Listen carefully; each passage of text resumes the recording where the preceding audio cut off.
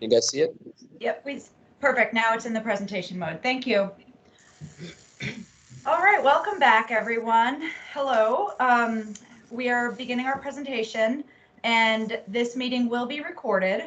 So if we can start that recorded, that will be great. And we'll move on to the next slide. My name is Marcy Miller. I will be your moderator this afternoon, and I will take just a minute or two to walk us through a few meeting housekeeping slides. Today's presenters are shown in the order that they will speak. Yolanda Antoniak from the department will begin, and she'll cover the agenda and give you a PAC update. Sharat Kaluri and Janine Armstrong-Gowan will next cover several concepts that we've been working on. And then Andy Fessenmeyer will close with our next steps for this project. I do also want to note that Neil Patel is on this call. He's with the department, and he has assumed Mike Calabrese's role as the principal engineer on the project.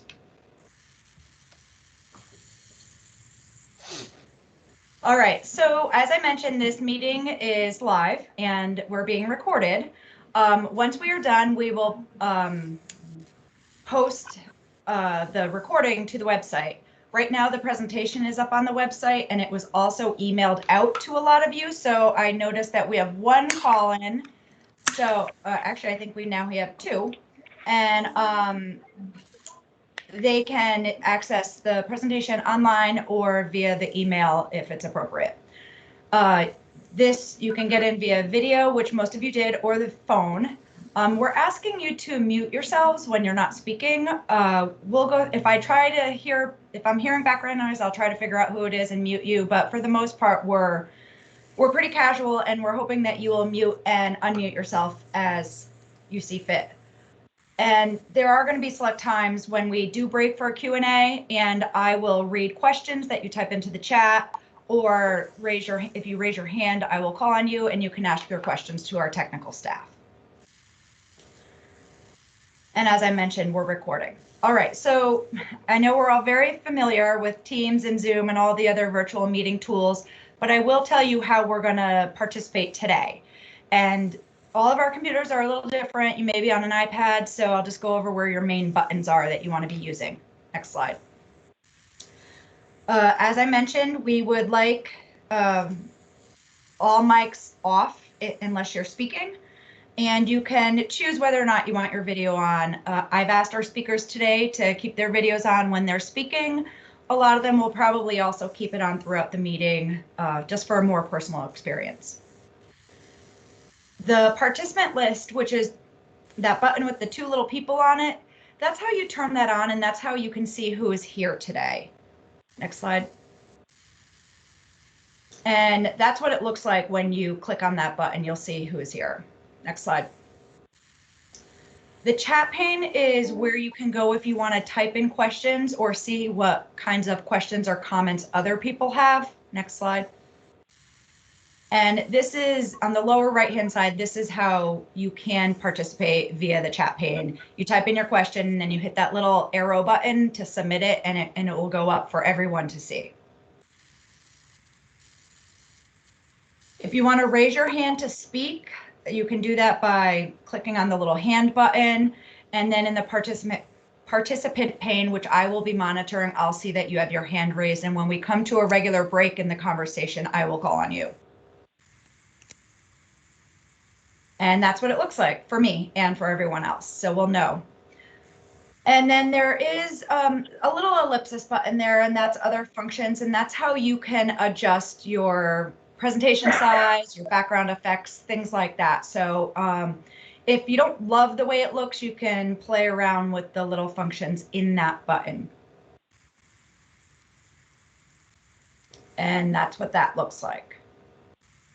All right, I'm done with our household stuff. Please raise your hand. Let me know if you have any questions. I don't see anyone's hands raised. So with that, I will turn it over to Yolanda, I'm sorry, Yolanda, to go over the agenda and introduce our recent PAC updates. Okay, great. Thank you, Marcy. And hello, everyone. Thank you for attending our 7th PAC meeting. At our last meeting, we showed you 4 different concepts, and today we have 3 more for you. So we're going to be focusing on hospital access, ways we can provide hospital access, and also give you a high-level overview of our non-highway options. So as Marcy mentioned, I'll begin the presentation with a PAC update, and then we'll have Shara and Janine go over these concepts with you. And then Andy's going to start wrapping up the presentation with an outline of our next step, as we always do at our PAC meetings. And then we'll conclude with any further discussion and questions you may have. Okay, so our PAC update. So the last time we met was in May, and since that time, besides developing concepts, we've also met with Mayor Joe Cavo of Danbury. That was back in September. We also published our summer newsletter, so you may have seen that, and if you haven't, it's on our website. We've also added more concepts to our website, and you can find those concepts on our concept page. And right now, I think there's about 7 concepts that we've uploaded. Most of them are those that we've gone over with you in past meetings. And so again, if you wanted to find that concept page, just click on that project planning tab and it's right there. We've also updated our frequently asked questions section. We've expanded some questions and some answers. And also you may have seen us at our pop-up events. Not our pop-up events, we've attended them. And in August, you may have seen us at the Pop-Up and Play on Main Street. In October, we've been at the Danbury Farmers Market and the Brazos Market on Liberty Street. And lastly, and also important too, is that Marcy and her staff continue to create social media content as it relates to the project. Now, many of you have seen this slide before because it's our draft purpose statement and it really serves as our guide as what we're trying to accomplish with the project, so it's worth repeating. And the purpose of the I-84 Danbury project is twofold. It's to reduce congestion and improve mobility for people and goods in the I-84 corridor in the greater Danbury area. And how do we use that purpose statement? As many of you know, as we develop concepts, as we evaluate them, we hold each concept up to that purpose statement. And if that concept meets our purpose, then it moves forward. If it doesn't, we eliminate it. And then there's that third category of maybe, where a concept partially meets the project purpose and it could be combined with another concept. And that's what you see in so many of our concepts that we show you. Okay, so let's see. So today, as I mentioned, we're going to talk about 2 concepts that could improve access to the hospital. Concept 3, it will be at Tamarack Avenue, and concept 13 will be via Great Plains Road. And it's worth repeating again that you'll see we have these different concept numbers that are not in sequential order. And again, I'll just repeat myself, that concepts are developed, and as they're developed, they're assigned a number. So these numbers are only an identifier, and they're not intended to be prioritization, and that's why they're not in sequence. So that's our hospital access concepts that we'll go over. And then the last concept we're going to go over is concept 4, the non-highway option. And many of you have seen this slide before. And we just want to reiterate that we recognize that there's a lot of different modes of travel that people use, and people are using different ways of getting to work. And sometimes, you know, today's age, a lot of people telecommute to get to work via computer. People have flex schedules. People use cars and van pools and other modes of transportation like bus and rail. So we recognize that there's a lot of other ways of getting about without using the highway. And we also know that it's important to look at those things because it's really not just about the highway, but we want to get a broader picture of how people travel from point A to point B to the different destinations. And so I think you'll see as Sharat goes over um, these options that we spent a bit of time trying to gather information, trying to understand how people are traveling besides just on the highway. And with that information, maybe we can look at perhaps ways that if you improve certain parts of it, it might even help reduce congestion on the highway. So with that introduction, let me now hand over the presentation to Sharat to talk about concepts and evaluation. Go ahead, Sharat. Thanks, Yolanda. So we're going to go back and evaluate look at the concept evaluations. As many of you who have been in the past looking at our concepts, we had used 5 different categories to evaluate these concepts, and we're going to continue to use those categories to evaluate those concepts. Can you guys hear me? Is there an echo going on? You sound great to me, Sharat. Yeah, there's no echo, Sharat. Thank you. In terms of the traffic operations, basically when we evaluate traffic operation in each of these concepts, we look at the concept whether it does reduce congestion, improve mobility. And when we talk about mobility, we're talking about both the highway and the local mobility.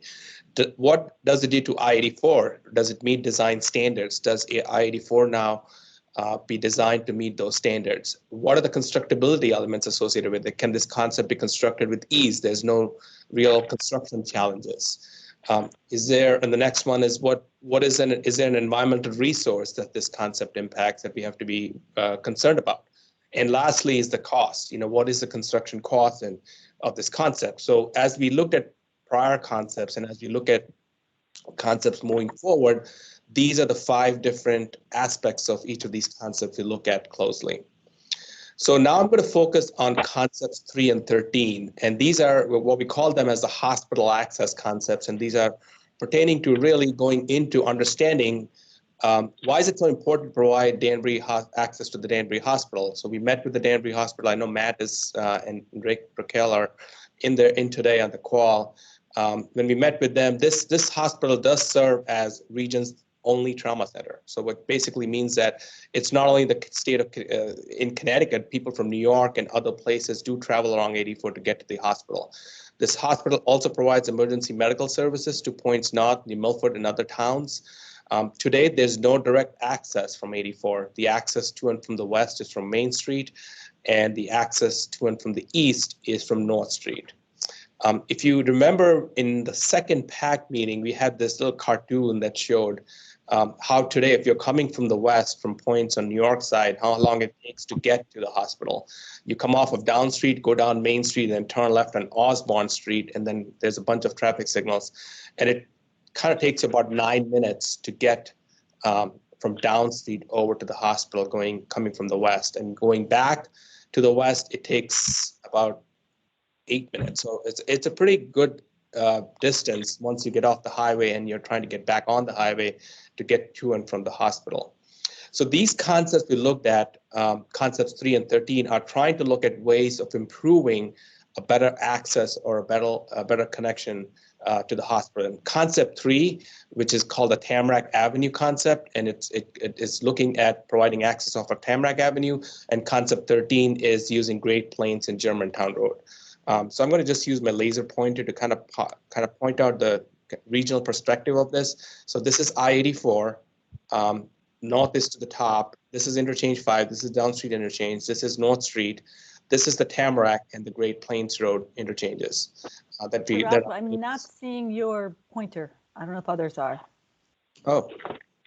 I'm seeing it. It's a red dot. It's a red dot? Right. Janine, see it? Yeah, I see it as well. I see it too. Well, then it's just my screen. Go ahead. Oh, okay. Yeah, I see it too. Okay, great. Thank you, guys. So the 2 routes are, as I showed the travel time in the previous slides, the 2 routes are coming from the west. You take this route in yellow and you get to the Danbury Hospital, which is located here on Locust Ave and Tamarack Ave. And going back, you use the yellow route. These are the 2 routes. And what we're looking as part of concept 3 is to look at this Tamarack Avenue connection. And part of concept 13 is to look at this Great Plains Germantown. So just to give you like an overview of what we are looking at here in terms of providing those two connections. So let's first talk about Tamarack Avenue, which is concept 3. So under this option, we are going back to our toolbox, which we looked at the PAC meeting number 4, and most of you who are there remember these diagrams that we used to represent what kind of toolboxes we're going to apply. In this case, for Tamarack Avenue, we are proposing a full interchange, which basically means access points to and from the west in all directions. When we try to provide a full access at Tamarack Avenue, I'll show that in a second, we lose the North Street interchange. So the North Street interchange to and from the east would be eliminated as part of this concept. This Tamarack Avenue access point now also allows to access points in downtown and also provides the opportunities to improve any kind of pedestrian and bicycle use along Tamarack Avenue. And I'm going to turn it over to Janine now to talk about a little bit more about the constraints. Janine? Yeah, sorry, I was muted. I figured out my problem. My screen is stuck like a few slides ago, so I'm going to just run blind with it on with my other screen on. The first visual you should have is the general conditions, which shows Tamarack Avenue going sort of perpendicular from the top to the bottom of the slide with I-84 to the top of the screen going east to west. And you can see in this that the roadway is heavily constrained with the Emmanuel Lutheran Cemetery, which is to the east of Tamarack Ave, or to the right on your screen. And you can see a series of single-family homes on the west or left side of Tamarack Ave. And then further west, you see a large sort of teal blue splotch, which is showing the extensive floodplain that we have. And then the red hatch is the floodway. And the floodway is where water is moving most swiftly and can have the most damage. So I'm going to ask you to go to the next slide because I cannot see any of it. I'm on the next slide. Okay, great. So the Emmanuel Lutheran Cemetery is immediately adjacent to Tamarack Avenue. As you can see in this photo, the headstones are just at the very top of the short roadway embankment. And then the other thing that is really striking in this picture is the beautiful, although they're out of season, the beautiful tree-lined street. These are really mature trees that are right up to the edge of the pavement. This cemetery is over 100 years old, and so it is eligible for historic status.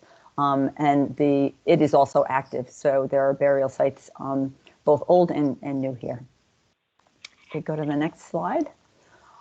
So looking at potential neighborhood impacts, and again, this is on the west side of Tamarack Avenue looking west, and you can see that the homes are very close to the road. Any widening or improvements will certainly further encroach upon that. And this neighborhood is known as the Ford Avenue neighborhood, and it's designated as an environmental justice community. And that's important because the law requires that we not disproportionately impact EJ communities by the project in totality. So as we step back and look at the whole project at one point, we need to take special note of the EJ communities. What is an EJ population? It simply means a neighborhood, in this case, whose annual median household income is equal or less to a certain amount in terms of the statewide median, or whose population is made up of a certain percentage of minority, foreign-born, lacking English language proficiency, that type of thing. So that's why we designate which of the areas are environmental justice community, and this happens to be one. Next slide. So we have undertaken many different iterations in an attempt to reduce the impacts. We shift to the east, and we're, as you saw on the previous slide, we're into the cemetery. If we shift to the west, then we're impacting residential and community property, commercial properties, and in some cases front lawns, et cetera. So what you can see here is the current alignment, or the alignment that minimizes impacts to the western neighborhood while completely avoiding the burial plots of the cemetery. And you can see the white outline here. You can see Tamarack Ave in black, and then you can see an ever so minor shift as you move along Tamarack Ave in terms of the area impacted to the left or to the west of your screen, as well as the impact areas up by the highway. So the general gist of this one is it's highly constrained with sensitive resources on both sides of the roadway. And so we're working with a pretty finite area here. I think you have the next slide.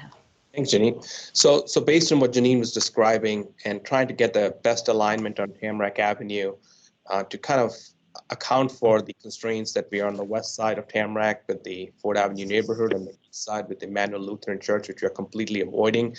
And also understanding that creating a new interchange now at Tamarack generates more traffic towards Tamarack. Essentially, a lot of the traffic that was using North Street now diverts to Tamarack.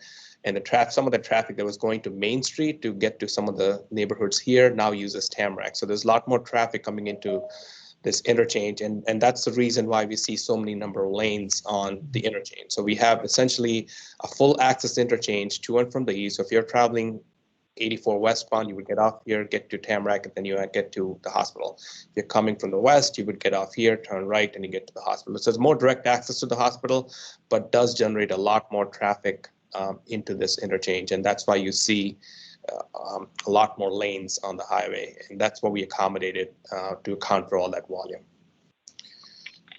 So now when we look at the pretty cartoon what we showed previously, the travel time goes from 9 minutes that we had going into the hospital and about 8 minutes leaving the hospital to about 2 minutes, and this is essentially a function of travel time as you leave the Tamarack Avenue interchange and get to the hospital, to the driveway at Locust Street. So that's what we get in terms of the travel time. Now, understanding that Tamarack Avenue, as Janine explained, has a lot of constraints related to the cemetery and also to the Ford Avenue neighborhood, we then explored this concept on Great Plains. We said, okay, we looked at Tamarack, we looked at providing a full interchange, and there's some constraints over there. So why don't we now look at Great Plains and Germantown, which is just located to the east of Tamarack Avenue. We looked at this interchange, but we couldn't provide a full access at this location. I'll explain to you in a second why we couldn't do that. Under this concept, because we can't provide a full access on Great Plains and Germantown, we kept the North Street interchange to provide access to and from the east, and access to and from the west would be at Great Plains. As explained in Tamarack, once we provide the connection, it opens up the opportunity to connect to downtown and also improve opportunities to enhance pedestrian bicycle use along Great Plains Road. So going back to the point of why we couldn't provide the east access on Great Plains, and the main reason is once we look at these ramps to and from the east on Great Plains, it gets very close to the Route 7 ramp that comes in from New Milford and Brookfield. So, and the same thing coming in and leaving out of 84. So the spacing between the two ramps gets very close. We don't meet design standards. So when you go back and look at those 5 elements of concept evaluation, it doesn't work. It doesn't work in terms of the spacing between the 2 access points. So we could only provide connections to and from the west, and then you have essentially a split interchange with access remains on North Street with to and from the east. So that's kind of one of the points in this concept is where you don't have a connection only at one point. So when you go back to our cartoon for the travel time, here we get a little bit more than 2 minutes. We get 3 minutes, but it's still a significant savings in travel time between what is there today versus what it will be if the Great Plains Road, Germantown Road connection happens. This is a table, and this is a format that we're going to be using moving forward when we look at comparing concepts. And this is a good template to kind of show you how we're going to do that.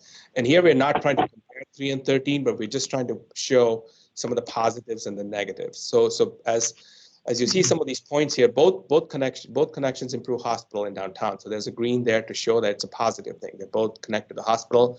They both are easier to build. They're fairly straightforward in terms of construction methods and the layout of the interchanges. The downside of the Great Plains Germantown is what I was just saying is it does not provide an access at one location. What that does to drivers is they don't have one point where they enter and exit. They have to use North Street if they're coming from the east. They have to use Great Plains and Germantown coming from the west. So there's some kind of confusion maybe or disorientation if they don't use the same point to enter and exit. As we saw, there's some property impacts on Tamarack Avenue. So certainly that's a little bit challenging for concept 3. 13 has does not have that. The positive also for 13 is the North Street ramps remain, which basically is a positive thing for the businesses. Concept 3 does not provide access to North Street, so it does not provide access to those businesses, and we lose that connection to the businesses. And then related to the one con that we see from both concepts is the concepts don't function themselves to reduce congestion, improve mobility, which is our draft purpose. They have to be combined with other highway concepts together. They cannot improve highway congestion and mobility at the same time. They have to work with some other highway concept. The construction cost estimate for both concepts is if you remember back in how we reviewed all these concepts, we had 5 different categories for cost ranges. Both concepts are relatively low cost and certainly could be constructed very easily. So our recommendation is both concepts have merit for improving access to the hospital and should be combined with a concept that addresses congestion mobility on the highway. So these are both concepts that we want to study further and see which ones, when we look at the next step, to which ones makes more sense to provide access to the hospital. That kind of completes our presentation on concepts 3 and 13. If anyone has any questions, Marcy? Yeah, John Gentile has his hand raised. John? Both concepts seem to have the same, for me, the same merit. But the problem I'm looking at, because this is I live in that area, so I see it all the time. I used to commute as well, but you have a situation where you'll be getting on the highway at Great Plain, and people will be merging to get off the highway at North Street. So that causes a problem. And the same thing is true in reverse, going east and west, if you follow what I'm saying. Yep. So that's a good point. That causes a problem with the highway. So in other words, it would, to me, would add to highway congestion. The other issue which I wasn't really aware of was, to me, the Tamarack Avenue makes the most sense, but I wasn't aware of the impact it would have to the area, meaning the cemetery and the neighborhood. So I think no matter what you do to look at this thing, it doesn't look good to me. So yeah. So going back to your comment on Great Plains and North Street. So based on design, so these ramps are now laid out to show how we could connect to and from the west. But certainly there's enough distance-wise, there's enough space between North and Great Plains to separate them. So we don't call what's called a weaving operation, which is what you just described, where people are getting on from Great Plains and trying to get to North Street, or getting on from North Street and trying to get to Great Plains. So the distance, the separation allows us to build the 2 connections. In the case of the other one, which you're talking about, the Great Plains to and from the east and Route 7 connection, we just can't do that. It's too close. And that there will be a more chance that there will be a more safety or operational issue. Here we can do it based on standards. These ramps certainly could be designed to accommodate that spacing. But to your point, there certainly will be that tension or friction at some points where people are trying to weave across, but it's less of an issue under this because the separation wise they're far apart. It does look like in the graphic they're too close, but they meet those requirements from a spacing standpoint. Now going back to, if I want to add something on the Tamarack one, yes, there's a lot of constraints, but also what this does is attracts a lot more volume to this interchange, because certainly this becomes very favorable for people who live in this part of Danbury, and they can get to points between Federal Road and Tamarack Avenue much quicker. Because previously, if you were coming to and from the west, you only had one point to get off, that's Downs. Now you do have this additional point to get off. So certainly this is challenging, but does create that issue that you mentioned about the constraints with the cemetery in the Ford Avenue neighborhood. Hope I answered that question. John, is that helpful? It's helpful somewhat. I mean, I understand the situation, but me looking at it, both concepts are problematic. One would impact the highway, the other one would impact the the community. In other words, off the highway. So to me, they're both, neither one are good. So, Great. so I guess we got to take the which one is, which bad one is best. Yeah. And we're going to take a look at this in the next phase when we start to look at these concepts in comparison. We'll start to look at a lot of those things and back again. Okay. Thank you. I do have another question from Barry Abrams. Hi, folks. In an earlier meeting, I forget if it was the one in May or the one before that, you raised an option of widening 84 on the sides, so to speak, and then in the middle, creating a local access road that would handle, traffic that was getting off between the exit 2 or 3 and exit 8 corridor. I don't know where that stands because, again, we haven't met since May, but wouldn't it make sense if you widen that and make an access road to put an ambulance lane in there? And that way you don't have to really impact the highway expanding out so much. I mean, you're going to widen the road itself, but you could do it kind of from within almost without having to use land going into floodplains and stuff like that. So going back to the concept you're referring to, Barry, is concept 2, which was a CD road concept, where we provided a one-way parallel CD road along the highway that connects Tamarack and North and Main. I believe that's what you're referring to. Yeah. So that concept is still under play. That's still moving forward. Again, that concept would probably be looked at as well when we look at this center section. One of the things with that concept was that it's a good concept for connecting points in downtown because it does provide that north-south, east-west type of a connection. The only downside there was that it was pulling a lot more traffic off of the highway onto that with traffic signals and the amount of traffic that would get to downtown, that concept creating a lot of congestion on that collector distributor road. Having said that, certainly something like what you're mentioning to provide that connection to the hospital by providing some kind of a emergency lane or something could be potentially looked at. That's something we have to study and kind of see how that plays out with the standards. But the downside of that one is it does create a lot more congestion on that CD road, which is kind of what we didn't want to see is, trying to encourage more traffic on the CD road and kind of create more choke points as people are traveling. So it's still under play, to answer your comment. Thank you. Great, thanks. Are there any other questions or comments? I know we have several people that have called in. There are 6, in fact. Did anyone want to chime in with any questions or comments on what's been presented so far?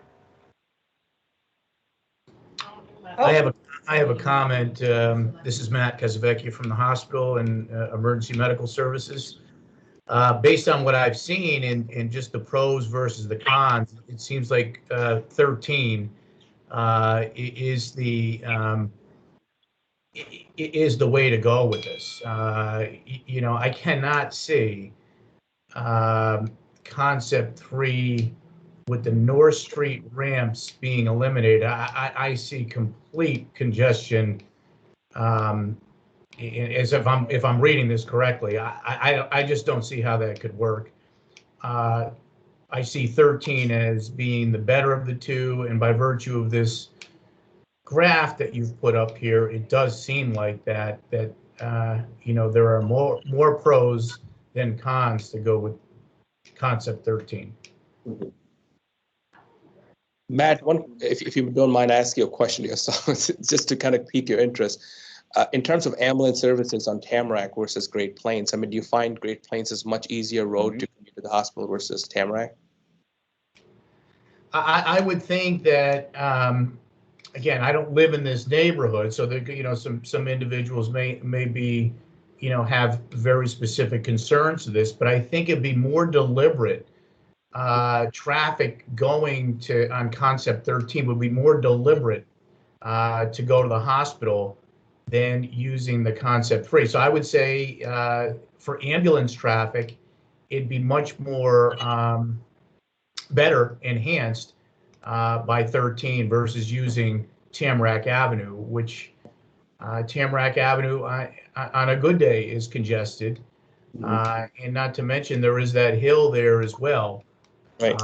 you know, that you need to traverse up. So I don't know. You got hills on either side of the hospital, I suppose. Right. But I'm in favor of concept 13 as presented. Okay. Good to know. Thank you for your comment. Great. John Gentile had another question. It wasn't a question, just a comment, just a thought. Between Great Plain Road and North Street, as you're on the highway, there's a big hill in both directions.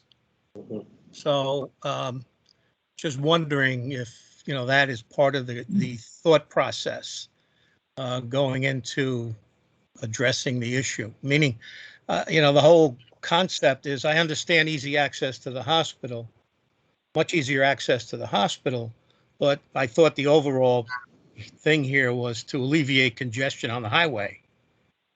So the between Great Plain and North Street and going in both directions, there are big hills. So just a thought. Good point. Can you hear me? Hello? Hello? Yes. Yeah, Abdul Mohammed here speaking from Danbury. Hey, Abdul. I'm going to talk a little bit from a regional perspective.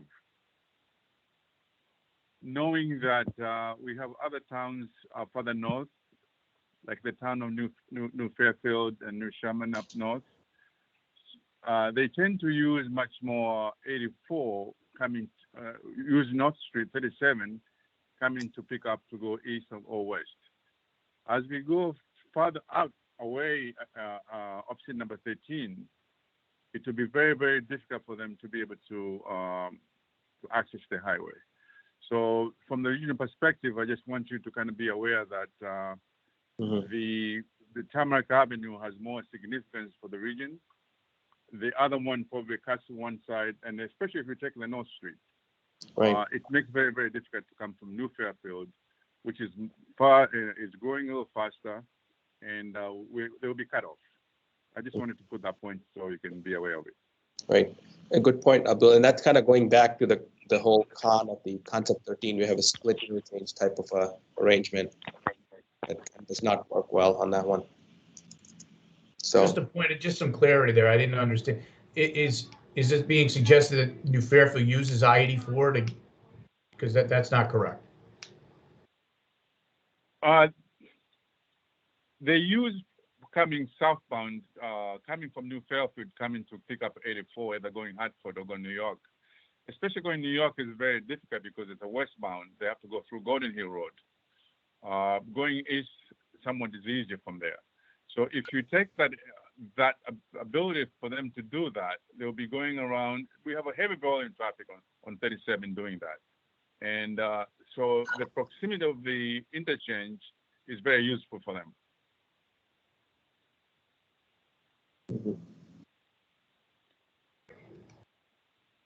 again, these are good points. I mean, this is again kind of looking at both concepts and evaluating them as we move forward.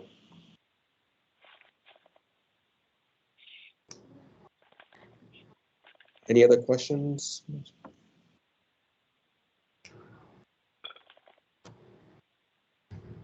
I don't see any hands raised. Or anything in the, oh wait, that was a lie. Right. Tom would like to speak. Right, Tom. Could you just clarify on the, I guess it's concept 3, how wide would Tamarack have to be? How many lanes are you thinking of on there? I see it conceptually, but what's the new width of the So proposed? the bridge, we got to reconstruct the bridge. This is Tamarack is actually under 84 here, but we put this concept showing it up above, but it's really meant to show the number of lanes. That's why it's actually going under 84. But it's about 5-lane cross section here. So I would probably think It's about 60 feet I was wide. really thinking about Tamarack itself, not just there. How wide would that be from 84 to the hospital? I mean, how many lanes do you have there, or what are you thinking? 3 lanes here, 2 lanes going north, 1 lane going south. Again, this is based on some preliminary traffic modeling. This Okay. second lane would have to go almost 800 feet from the signal south. So it doesn't go all the way down to Virginia, which is, I believe, the next cross street down south, but it goes about 800 feet. You need 2 lanes just to store the traffic that's sitting at that traffic signal. Okay. That's what the number is. So it doesn't go all the way down to Virginia, because Virginia, I think, is 1,200 feet down. So. Okay, thank you.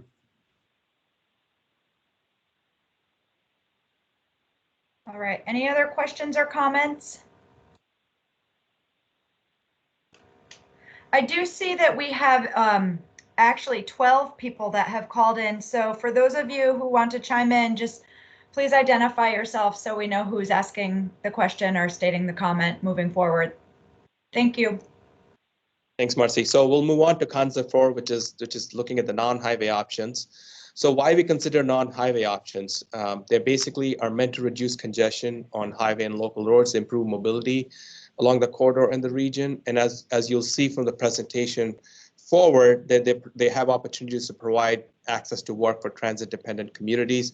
They also complement existing transit services. One of the things we wanted to mention as part of this analysis is we recognize that HART has a very robust transit service in the corridor.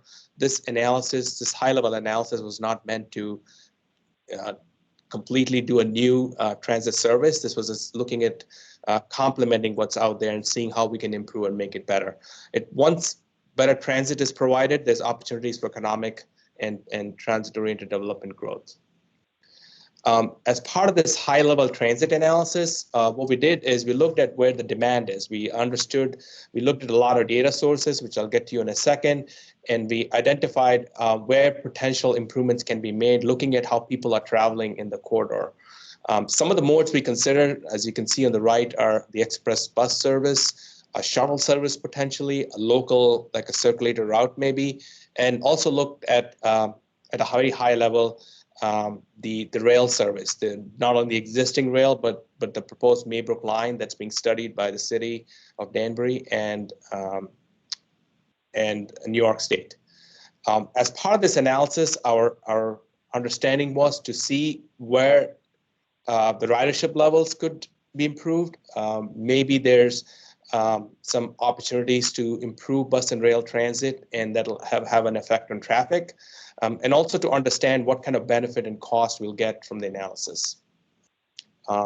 Going to the data sources, so we used available data sources, which is the US Census data. We used the American Community Survey information, which gives us all the journey to work data and also understanding where people go and travel in the region. We looked at the HART services and the Metro North service, both the Harlem line and the Danbury branch line going to South Norwalk and New York City through the New Haven line. We looked at the department's travel demand model, which gives us an understanding of the origins and destinations. And we also did look at our own origin destination surveys we did as part of the traffic analysis. We also used a lot of GIS data that was available and looked at other studies that were done as part of the previous work. When we look at the existing transit services and we look at just not Danbury, but looking at the whole state, we have really distinct and robust transit services in Hartford, Waterbury, New Haven, and Danbury. And you kind of see the network here, which is all connected. One of the things we do see is there's not a lot of east-west connectivity. There's a robust HART transit service here. There's some rail service in Danbury connecting to South Norwalk and connecting to the Harlem line. Going towards the Harlem line with shuttle services. But there's no really east-west services, though most of those services are more regionalized and more within those metro areas. But when we look at Danbury itself, the green routes here resemble the HART service, which is a local bus service, and many of you have probably seen. I know, and Rick is on the call as well from HART. Metro North Railroad, the Danbury branch line, Danbury branch line that goes from Danbury to South Norwalk. It's about a minute. It's got about 30 to 45-minute wait time in South Norwalk before you get to the New Haven line sometimes. And then a lot of people, as you know, travel to the Harlem line to get to New York City using either Southeast or Brewster or Katona. And HART has shuttle services, express shuttle services that connect you to those points. When we looked at the US Census data and looked at the American Community Survey information, which basically gives us trends of how people travel in the Danbury area. And we found, interestingly, that a lot of the people within the Danbury area traveled within an 8-town region depicted by New Milford, Brookfield, Southbury, Newtown, Bethel, Danbury, Richfield, and Milton. So these are the 8 towns that we see a good percent of the population in this region traveling to and from. These trips are not only going within town to town, but they're within intertowns. And they use Route 7 and they use I-84, which essentially means that a lot of those routes are creating those congestion, and there's really a need to improve regional transit in general. An interesting point we noted is a lot of the people in this 8-town region, there's only 10% of the trips that people make are outside of the region going to New York counties, and much less than 3% are going to and from New York City. So there's a very few trips from the census data and from the journey to work data that we found says people are going to New York City. It's a very small percent of them going in this area. The other important factor is auto ownership, because the auto ownership does relate to using transit more. So if there's a 0-car or a 1-car household, you're likely more transit dependent. You are looking to provide a better connection to a transit bus stop and be able to access transit. So what basically it kind of told us is that, since Danbury has the most 0-1-car households in the whole Fairfield County area, we need to provide there should be some regional and local transit that could be provided for options for users. Essentially, what it means is that needs to be better connectivity between regional and local transit, and there should be some mobility options that the users should be provided. When we look at the regional transit services, and we kind of looked at what could be provided as a way to understanding that travel patterns between the 8 town areas, is there should be some express bus routes. These bus routes could provide regional connectivity between New Milford and Norwalk. They could provide connectivity from Southbury to Brewster going through Danbury, and they could provide connections to these rail stations. So what that does is the bus and rail options could be considered more, where people could take a bus, go to a rail station, and connect to other rail services. Not only from a regional standpoint, there could be some opportunities to connect locally, how these express routes could not only serve those express points or express service points, but also could serve some local connections within downtown Danbury. So this is a local circulator route that could be provided, where this local circulator route could connect between HART services and potentially those express services. This depicts a potential for a route that could be provided that connects several points within Danbury and also connects to points on more on a regional level. We looked at the rail transit analysis at a very, very high level. So just to orient yourself, this is the Harlem line, this is the Danbury branch line, this is the New Haven line. So the study that the city and Putnam County are currently undertaking is a potential for a Maybrook line service, shown in red here, that would connect Danbury to a station along the Harlem line, which is southeast. So what we did is we did an analysis to understand if that line was built in place, what that would do to the congestion levels on the 84, because a lot of people do take other modes to get to the southeast station. So here's a picture or a graphic of how that line was analyzed. So this is the Danbury station and this is the southeast station. As part of the analysis, we introduced a new station just to get more ridership, just to see how many people we could attract more if a station was located just near the New York Connecticut line. This was a peak service only analysis. So we did that analysis to kind of understand what the rail transit could do. We also did the analysis to see what the bus transit could do. So this slide looks into the effect of complementing bus transit services and looking at potentially providing that rail connection and what that would do. So today, roughly about 7,000 auto trips in the peak hour. This is in one direction, whether it's the morning or the evening. Morning is going into New York, evening is coming from New York. And based on this analysis, we found that about 400 people, or 6% of the trips would shift, which basically indicated to us that bus and rail options alone do not significantly improve congestion levels on the highways. They are good mobility options, but they do not significantly by themselves improve congestion level on the highway. Going back to our draft purpose statement, the draft purpose statement is to reduce congestion and improve the mobility of people and goods in the I-84 corridor in Greater Danbury. We do see that these highway options would not significantly reduce the congestion of the highway, but they do provide benefits for regional and local mobility. What that means is they certainly complement a highway option, but not a standalone option. They also address needs of transit-dependent users, knowing that Danbury is a 0 and a 1 car household town that has the most transit-dependent area in the Fairfield County. That certainly supports the mobility options that people could have with improving regional and local transit.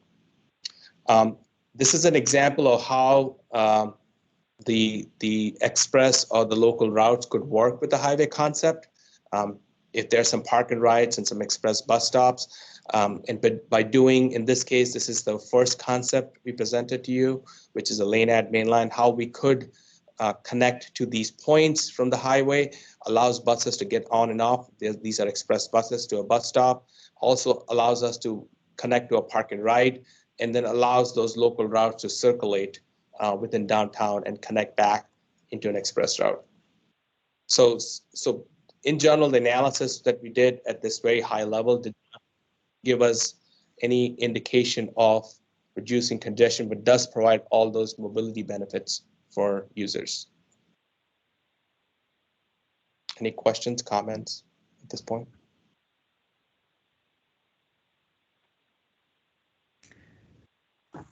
I don't see any hands raised or any notes in the chat, Sharat.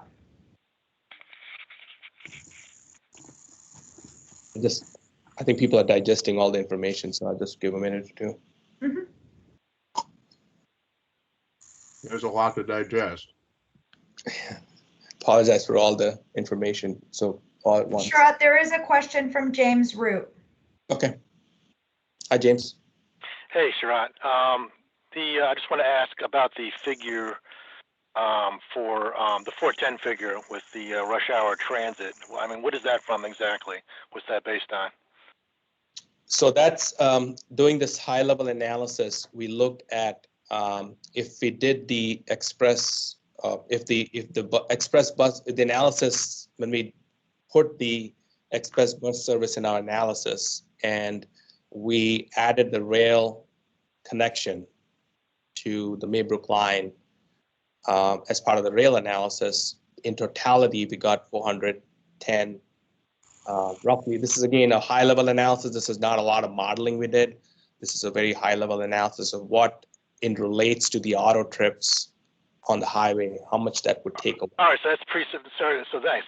So that figure is presupposing a certain amount of new express buses. Correct. Correct. All right, so but that's kind of an arbitrary number, though, right? It's based. What is that number? I mean, yeah. of new buses that's predicated on. So it's Joe or Z, do you want to add to that? It's basically looking at those express services that we showed you, these express services in this kind of New Milford to Norwalk, Southbridge, Brewster, and then complementing with some local routes. So it's kind of looking at everything together, looking at the existing transit bus services, and then adding those new express services that would facilitate those north-south, east-west movements.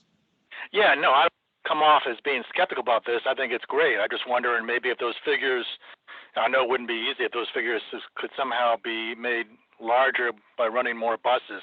Like I said, I don't know how many, I don't know if you can only run a certain amount of new, transports during rush hour, whether there's a ceiling on that I'm not aware of, or what goes into that. So okay, so I guess that figure you're giving is, again, it's based on some kind of a maximum, or what you're assuming to be a near-term maximum amount of new buses that could be put into play.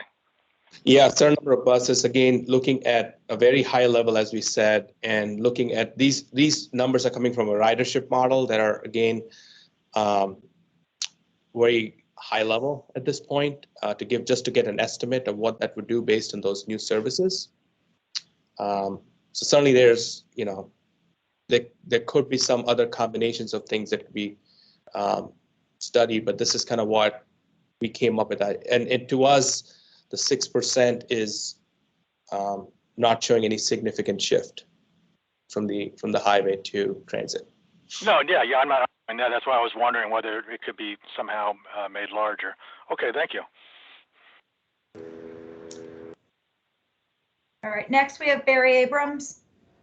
Hey, Barry. Hey, Sharad. The percentage of people who would go with the train on the Maybrook line, the proposed Maybrook line between Danbury and Southeast, did you suppose in your calculations that at Southeast people would have to debark the train and pick up another train, or are you presupposing that the train would go straight from Southeast to Danbury without having to get off? I think that makes a little bit of a difference. Right. If I can go to the Danbury train station right now and park at the Patriot Garage, right, get on the train, and not have to get off until New York City, right, I think that would make a big difference. I might be more inclined to do that. It's less of a hassle. So good point, Barry. I didn't go into the details of the analysis assumptions, but our analysis was going to technical terms called a commuter choice model. So when we create this new route in red, what it does is looks at the current riders that take the Harlem line, and what's the propensity of those riders to take this service now to get to the Harlem line by not using their automobile. So it does that shift over there. So when we looked at this new line as part of the model analysis, we assumed that the people who would get on at Danbury one will get parking right when they reach the Danbury station, so they would get a spot right there. People at the new station would have no problem in parking. They would just get a parking spot no matter what. And the people who reach Southeast in the rail would not have to wait to take the Harlem line. And that's not a reality, but that gives us the best return of what it would happen if people don't have to wait for transfers. So that was kind of what the premise was for this analysis, is to take that 20-minute ride to Southeast, you'll get a train going on the Harlem line and get to New York City. So it's not exactly what you said in terms of not waiting on Southeast, but you would have to just shift over to, so we had I think it's a 10-minute walk time we assumed in the model to go from one platform to the other, because in Southeast, the two lines don't come next to each other. They kind of are separated by a little bit distance. So we assumed a very short walking distance to get to the Southeast station and then taking the Harlem line. I'm just saying, I think that would have, I'm not saying that there's, you can avoid that, but that definitely makes a difference. If I have to get off a train and move to another train and do that 5 days a week, blah, blah, blah, it might impact whether or not I do it. If I can just get on the train in Danbury, even if I have to wait a few minutes in Southeast, for people to get on, people to get off, it's a main stop. Right. And I don't have to get off, I can just stay in my seat, that makes a difference. Right, it does. In our analysis, that was not assumed. It was going to be two separate lines. You would have to go to Southeast, shift over to the Harlem line, and then take the train. But it would make a difference based on what you're saying.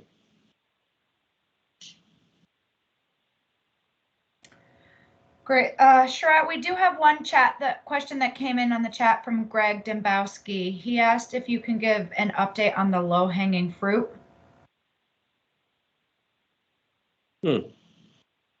And Greg, if you want to chime in and clarify a little more, please feel free.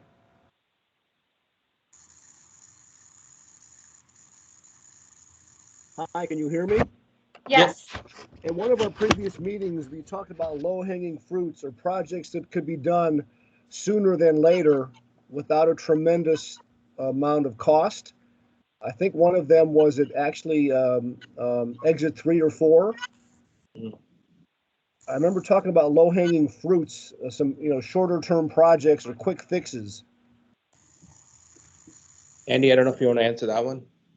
Yeah, I think I will. Yep, you're right on, Greg.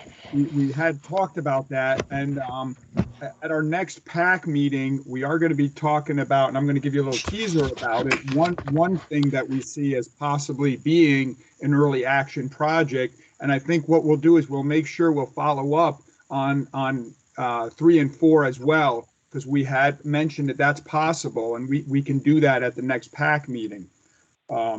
So we're not quite there yet, but at the next PAC meeting, we'll shed some light on that. Thank you.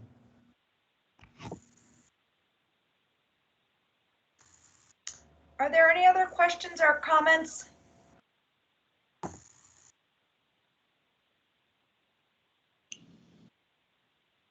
I don't see any, Shrub. Okay, should I go to concept? We are right at the 1:30 mark. Should I quickly do concept 10? Or is that something there's one more concept we do, or? My vote would be that seeing as we have everyone here, unless folks need to get off, it might be helpful to do that.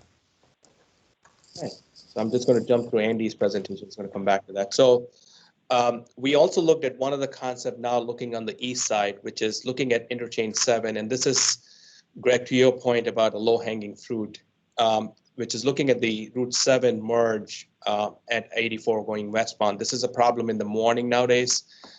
As if you can see my screen, this is interchange 7. So traffic from New Milford and Brookfield comes on the 7 South ramp and tries to merge on 84. There's a lane drop right where the Federal Road on-ramp comes in. And this kind of bottlenecks the whole area, and the traffic backs up many times all the way up to Brookfield and even New Milford. So looking at this concept, this was part of our lane continuity concept, looking at improving not only the highway merge, but improving the whole operation of the 7 South to 84 westbound by providing that lane continuity and not dropping the lane near Federal Road. So what does this concept entail? So this concept, if you're coming down Route 7, so north is pointed to the top right here. As you're coming down 7 and you are coming 2 lanes, what happens is when the Federal Road ramp comes in, today there's a lane drop here, right? This is a concept of what we're proposing, but if you look at what today's conditions are, there's an exit only lane that goes to 7 South to 84 East, and there's a 1 lane on 84 on 7 then tries to merge with 84. Federal Road ramp comes in, becomes 2 lanes, and then there's a lane drop, and 1 lane tries to go to 84 westbound. So what we are proposing here is to take the 2 lanes on 7 South all the way through, take away the exit only lane. There's not a lot of traffic that goes on 7 South to 84 East. So restripe the left lane of 7 South to be an exit lane, not an exit only lane, which allows us to take 2 through lanes all the way down on 7, merge the Federal Road traffic in, and then take 2 lanes in all the way into 84 West. So that allows this bottleneck to get relieved and essentially opens up this whole 7 South movement.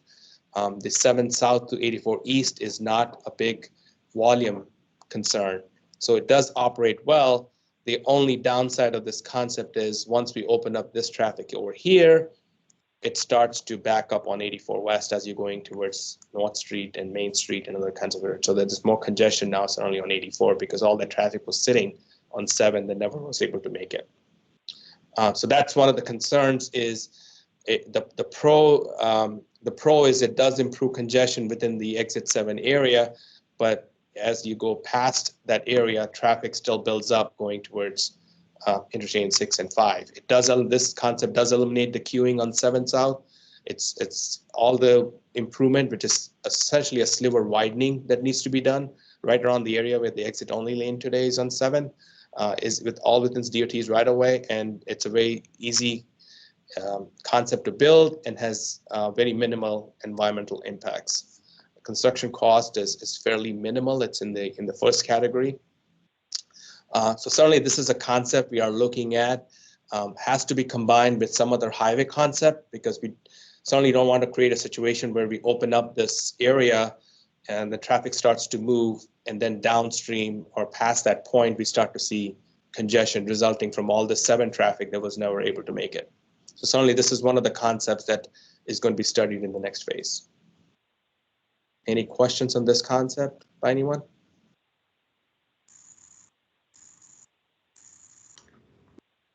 Sure, John has his hand raised. Yep. Hey, John. Hi. Again, that'll impact that Great Plain concept for the hospital exit. Also, you have that hill, which slows everything down on 84. Right. You got that big hill that you know, when after the merge of 7, you got that big hill that goes up, and right there is the Great Plain exit you're talking about. So now you have an impact with concept 10 impacting concept 13. So right. Yeah, so I think you bring up a good point, John. So I think, you know, that's something that we'll have to be looking at, combining these things and seeing what that is. And that's one of the things that we'll be looking at in more detail in the next phase, is trying to take these pieces of everything and starting to see how they work together.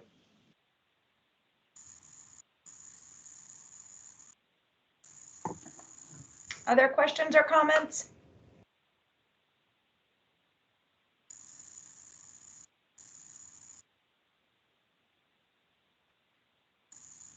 Okay, I'll go back to Andy's slides then. Yep. Go ahead. Oh, thanks, Sharat. Maybe go the next slide. Yeah. So this is that process and timeline slide that we've been showing over the last few meetings. It hasn't changed. We're showing the same schedule for right now.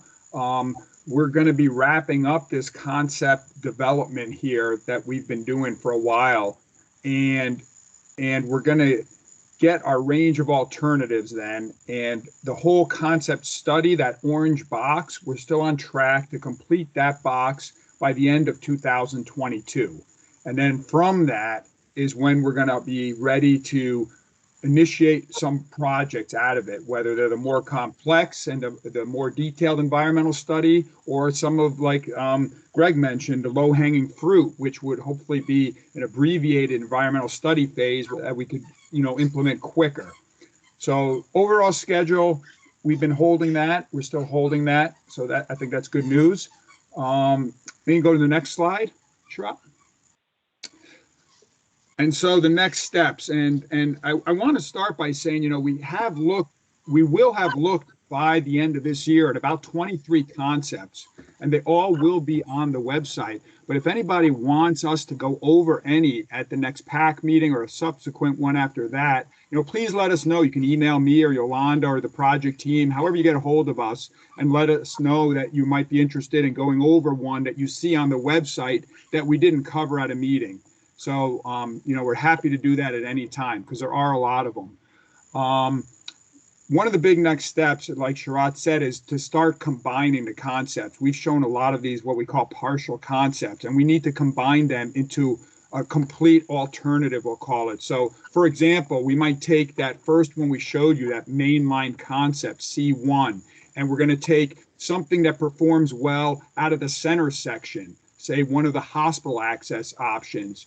And then we're going to combine it with something that's performing well on the western end in the exit area of exits 3 and 4, and also in the areas of exits 7 and 8 on the eastern end, to make one complete alternative then. And when we have those alternatives, then we're going to start screening them, a screening process. And you guys are all going to walk through that screening process with us to develop that range of alternatives that comes out of that orange box that I showed you before, and is going to go into those blue boxes. So that's where this is all going. Hopefully, you know, the plan is by the end of 22, that's going to be where we're at. And for the next PAC meeting, we're going to go over what's called Concept 14. Concept 14 looks at exit 8 area and that turtleback, as we call it, or I'm sure it's got other names by you guys, what you call that area.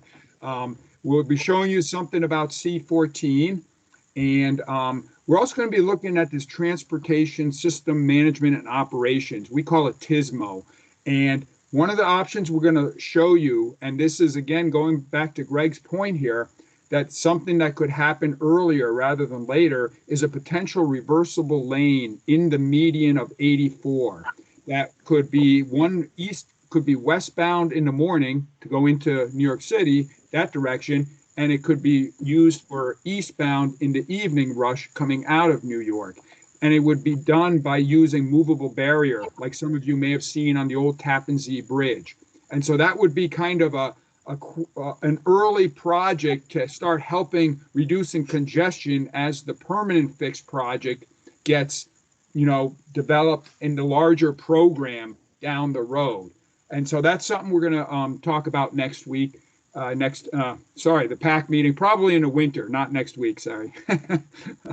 And then also we're going to talk about the screening process, how that might work, how we're going to develop some screening criteria, because that's a big step that we're all going to go through very soon here. So those are really the next steps. And that really wraps up our presentation. And thank you all very much. And, we're happy to take any other questions you may have. We're here.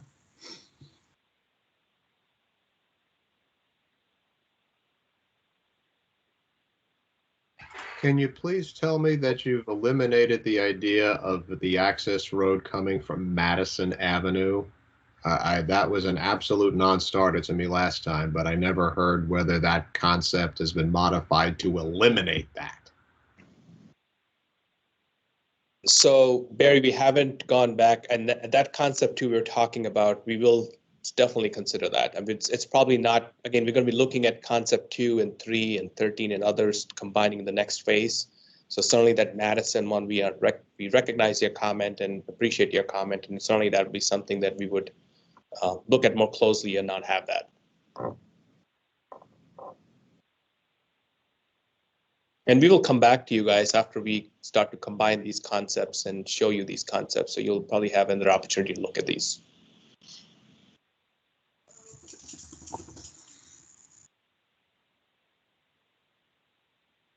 Does that answer your question, Barry? Yes, sir. Thank you. Are there any other comments or questions? Anyone in phone land want to speak up?